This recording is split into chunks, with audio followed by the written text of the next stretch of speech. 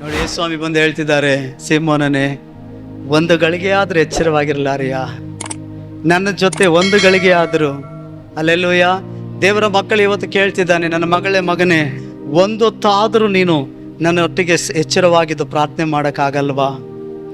ಒಂದೊತ್ತಾದ್ರೂ alleluia, ಒಂದೊತ್ತಾದ್ರೂ ನೀನು ಎಚ್ಚರವಾಗಿದ್ದು ಪ್ರಾರ್ಥನೆ ಮಾಡೋಕ್ಕಾಗಲ್ವಾ?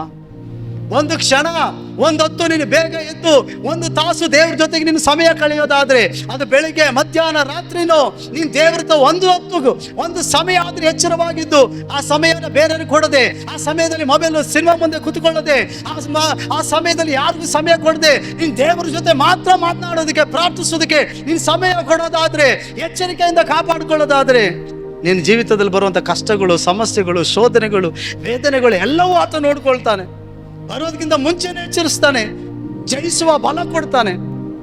ನೀನು ಒಂದು ತಾಸಾದ್ರೂ ಅವನ ಜೊತೆ ನೀನು ಎಚ್ಚರವಾಗಿದ್ದು ಪ್ರಾರ್ಥಿಸಿಲ್ಲ ಅಂದರೆ, ಆತನೊಟ್ಟಿಗೆ ಐಕ್ಯವಾಗಿಲ್ಲ ಅಂದರೆ, ಬರುವಂಥ ಕಷ್ಟ ಸಮಸ್ಯೆಗಳಲ್ಲಿ ಓಡ್ ಬಂದು, ಏಸಪ್ಪ ಉಪವಾಸ ಮಾಡ್ತೀನಿ, ಏಸಪ್ಪ ನನ್ನ ಕಣ್ಣೀರು ಬರ್ತದೆ, ಏಸಪ್ಪ ನಮ್ಮ ಮಕ್ಕಳಿಗೆ ಒಳ್ಳೆ ಭವಿಷ್ಯ ಕೊಡಪ್ಪ, ಏಸಪ್ಪ ನನ್ನ ಆತ್ಮಿಕವಾಗಿ ದೇವ್ರು ಕಟ್ಟಕ್ಕಾಗಲ್ಲ.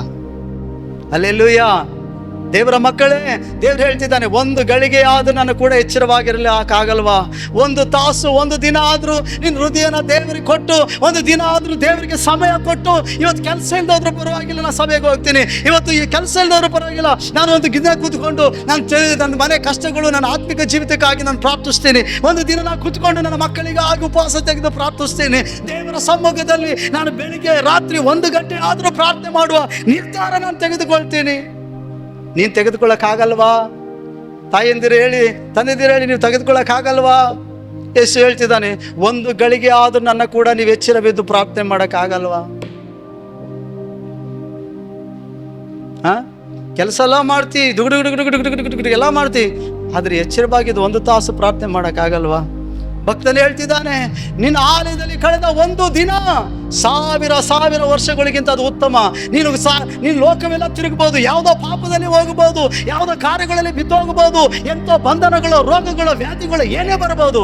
ಆದರೆ ನೀನು ತೆಗೆದುಕೊಂಡ ತೀರ್ಮಾನದಲ್ಲಿ ಒಂದು ತಾಸು ಆತನ ಜೊತೆ ನೀನು ಪ್ರಾರ್ಥನೆ ಮಾಡಕ್ಕೆ ನಿಂತುಕೊಂಡ್ರೆ, ಅಥವಾ ಒಂದು ದಿನ ಆತನ ಜೊತೆ ಸಂಪೂರ್ಣವಾಗಿ ಪ್ರಾರ್ಥನೆಯಲ್ಲಿ ನಿಂತುಕೊಂಡು ಸಮಯ ಕಳೆಯೋದಾದರೆ, ಎಲ್ಲ ದಿನಗಳಿಗೆ ಅದು ಉತ್ತಮವಾಗಿರ್ತದೆ. ನಿನ್ನ ಜೀವಿತದಲ್ಲಿ ಮರಿಬೇಡ. ಅದಕ್ಕೆ ಭಕ್ತನು ತನ್ನ ಅನುಭವದಲ್ಲಿ ಹೇಳ್ತಿದ್ದಾನೆ, 1000 ವರ್ಷಗಳಿಗಿಂತ ದೇವರ ಆಲಯದಲ್ಲಿ ಕುಳಿತುಕೊಂಡು ಒಂದು ದಿನ ಮಾಡಿದ ಪ್ರಾರ್ಥನೆ ಶ್ರೇಷ್ಠವಾಗಿದೆ. ಯಾಕಂದ್ರೆ ಅವತ್ತು ಆತ್ಮದಲ್ಲಿ ಪ್ರಾರ್ಥಿಸ್ತೆ, ಸಂತೋಷದಲ್ಲಿ ಪ್ರಾರ್ಥಿಸ್ತೆ, ಚಿಂತೆ ದುಃಖಗಳು ಮರೆತು ಪ್ರಾರ್ಥಿಸ್ತೆ. ನಿನ್ನ ಪ್ರಾರ್ಥನೆ, ನೀನು ಒಂದೊತ್ತು ಎಚ್ಚರವಾಗಿದ್ದು ಮಾಡುವ ಪ್ರಾರ್ಥನೆ, ನಿನ್ನ ಜೀವಿತದಲ್ಲಿ ಬರೋ ಪ್ರತಿ ಸಮಸ್ಯೆ, ಪ್ರತಿಕೂಲಗಳನ್ನು ಕರ್ತನು ಜಯಿಸುವುದಕ್ಕೆ ನಿನಗೆ ಕೃಪೆ ಕೊಡ್ತಾನೆ. ನೀನು ಪ್ರಾರ್ಥನೆ ಮಾಡದೆ ನಿದ್ದೆ ಮಾಡೋದಾದ್ರೆ, ನಿನ್ನ ಮೇಲೆ, ನಿನ್ನ ಕುಟುಂಬದ ಮೇಲೆ ಯಾವ ಆಪತ್ತುಗಳು ಬರ್ತದೋ, ಯಾವ ವ್ಯಾಧಿ ಬರ್ತದೋ, ಯಾವ ರೀತಿಯಲ್ಲಿ ಸಿಕ್ಕಾಕೊಳ್ತೀಯೋ ಗೊತ್ತಿಲ್ಲ ನಿನಗೆ. ಅವಾಗ ಚರ್ಚ್ಗೆ ಹೋಗ್ತಿದ್ದೆ, ಕಾಣಿಕೆ ಕೊಡ್ತಿದ್ದೆ, ಪಾಸ್ಟರ್ ಬಂದು ನಮ್ಮನೆ ಪ್ರಾರ್ಥನೆ ಮಾಡಿದ್ರು, ನೀನು ಹತ್ರ ಗೋಳಾಡಿದ್ರು, ಬಿಡಿಸೋರು ಯಾರು ಇಲ್ಲ. ದೇವ ಮಕ್ಕಳೇ, ಒಂದು ಗಳಿಗೆ ಆದ್ರೂ ಎಚ್ಚರವಾಗಿದ್ದು ನೀನು ಆತನೊಟ್ಟಿಗೆ ಸಂಬಂಧ ಸರಿಪಡಿಸಿಕೋ. ದೇವರೊಟ್ಟಿಗೆ ಸಂಬಂಧ ಸರಿಪಡಿಸ್ಕೋ. ನಿನಗೂ ದೇವರಿಗಿರುವ ಸಂಬಂಧ ಸರಿಪಡಿಸ್ಕೋ. ಏನ್ ಪಾಪ ಇದೆ, ಏನ್ ಕಲ್ಮಶ ಆಯ್ತು, ದೇವರಿಗೂ ನನಗೆ ಮಧ್ಯೆ ಬಿಡೋ ಅದನ್ನ. ಅದು ಲೋಕದ ಆಸೆನ, ಕಣ್ಣಿನ ಆಸೆನ ತೆಗಿ, ದೇವರೊಟ್ಟಿಗೆ ಚೆನ್ನಾಗಿರು. ಇವತ್ತು ನಿನಗೆ ಅಂದ ಇರಬಹುದು, ನಿನಗೆ ಇವತ್ತು ತೋಳಿನ ಬಲ ಇರಬಹುದು, ಜ್ಞಾನ ಇರಬಹುದು, ನಿನಗೆ ಒಳ್ಳೆ ಸಪೋರ್ಟ್ ಇರಬಹುದು, ನಿನ್ನ ಕುಟುಂಬನ ಎತ್ತವರೇ ನಿನಗೆ ಆಧಾರವಾಗಿ ಸಪೋರ್ಟ್ ಆಗಿರಬಹುದು, ಅಥವಾ ನೀನು ಒಳ್ಳೆ ಗಂಡನ ಹೇಳ್ತೀನಿ ನೀನು ಸಂಪಾದನೆ ಮಾಡ್ತಿರ್ಬೋದು, ನಿಮ್ಮ ಮಕ್ಕಳನ್ನ ಸಂಪಾದಿಸ್ತಾ ಇರಬಹುದು. ಒಂದು ದಿನ, ಒಂದು ಗಳಿಗೆ ಆದರೂ ದೇವರೊಟ್ಟಿಗೆ ನೀವು ಸಮಯ ಕಳೆದು ನೀವು ಕಾಪಾಡಿಕೊಳ್ಳಿಲ್ಲ ಅಂದರೆ ಸಂಬಂಧವನ್ನು, ಅವ್ಯಾವು ನಿಮ್ಮನ್ನು ಕಾಪಾಡೋಕ್ಕಾಗಲ್ಲ. ಒಂದು ದಿನ ಯಾವ ಆಪತ್ತು ನಿನ್ನ ಮೇಲೆ ಬಂದು ಬೀಳ್ತದೋ ಗೊತ್ತಿಲ್ಲ, ಯಾವ ಕೇಡುಗಳು ನೀನು ಸಂಧಿಸ್ತೀಯೋ ಗೊತ್ತಿಲ್ಲ, ಯಾವ ಶೋಧನೆಗಳು ನಿನ್ನ ಮುಚ್ಚರಿತದೋ ಗೊತ್ತಿಲ್ಲ, ಯಾವ ಘಟನೆಗಳು ನಿನ್ನಲ್ಲಿ ನಿನ್ನ ಆತ್ಮಿಕ ಜೀವಿತದಲ್ಲಿ ನಡೀತದೋ ಗೊತ್ತಿಲ್ಲ, ಯಾವ ಕಾರ್ಯಗಳು ನಿಮ್ಮ ಯೌವನಸ್ಥ ಮಕ್ಕಳುಗಳಲ್ಲಿ ನಡೀತದೋ ಗೊತ್ತಿಲ್ಲ. ಅದು ಕಾರಣ ನೀನೇ ಆಗಿರ್ತಿ, ಕಾರಣ ನೀವೇ ಆಗಿರ್ತೀರಿ, ಎತ್ತವರೇ ನೀವೇ ಆಗಿರ್ತೀರಿ, ಯೌವನಸ್ಥರೇ ನೀವೇ ಆಗಿರ್ತೀರಿ, ಹಿರಿಯರೇ ನೀವೇ ಆಗಿರ್ತೀರಿ. ಈ ಸಭೆ ಅಲ್ಲ, ನಾನಲ್ಲ. ಯಾಕಂದ್ರೆ ದೇವ್ರು ಹೇಳ್ತಿದ್ದಾನೆ, ಒಂದು ಗಳಿಗೆ ಆದರೂ ನನ್ನ ಜೊತೆ ನೀನು ಎಚ್ಚರವಾಗಿದ್ದು ಪ್ರಾರ್ಥನೆ ಮಾಡೋಕ್ಕಾಗಲ್ವಾ? ನನ್ನ ಜೊತೆ ಸಂಬಂಧ ಸರಿಪಡಿಸ್ಕೊಳಕ್ಕಾಗಲ್ವಾ? ಎಲ್ಲೆಲ್ಲೋ ಕೂತ್ಕೊಂಡು ಸಮಯನ ಕಳೀತಿ, ಎಲ್ಲೆಲ್ಲೋ ಸಮಯಗಳನ್ನ ವೇಸ್ಟ್ ಮಾಡ್ತಿ. ದೇವರ ಆಲಯದಲ್ಲಿ ಕುಳಿತುಕೋ, ಪ್ರಾರ್ಥನೆ ಮಾಡಿದವ್ರು ಕೂತ್ಕೋ. ಅಪ್ಪ ಬಂದಿದ್ದೀನಿ, ಪ್ರಾರ್ಥನೆ ಮಾಡೋದು ಕಲಿಸ್ಕೊಡು, ದೇವರೇ ಕಲಿಸ್ಕೊಡು, ಧ್ಯಾನಿಸು, ಯೋಚಿಸು ಆತನ ಬಗ್ಗೆ. ದಾವೀದ ಭಕ್ತನು ಹೇಳ್ತಿದ್ದಾನೆ, ನಿನ್ನ ಆಲಯದಲ್ಲಿ ಕಳೆದ ಒಂದು ದಿನವು ಸಾವಿರ ವರ್ಷಗಳಿಗಿಂತ ಅದು ಉತ್ತಮವಾಗಿದೆ. ದುಷ್ಟರ ಗುಡಾರದಲ್ಲಿ ವಾಸಿಸುವುದಕ್ಕಿಂತ ನನ್ನ ದೇವರ ಆಲಯದ ಬಾಗಿಲನ್ನು ಕಾಯ್ಕೊಂಡಿರೋದೇ ನನಗೆ ಲೇಸು ಅಂತ ಹೇಳ್ತಾನೆ. ಅಂದ್ರೆ ಅರ್ಥ, ಆತನ ಸನ್ನಿಧಾನದಲ್ಲಿ ಕೂತ್ಕೊಂಡಿದ್ದು ಪ್ರಾರ್ಥನೆ ಮಾಡದೆ ನನಗೆ ಲೇಸಪ್ಪ.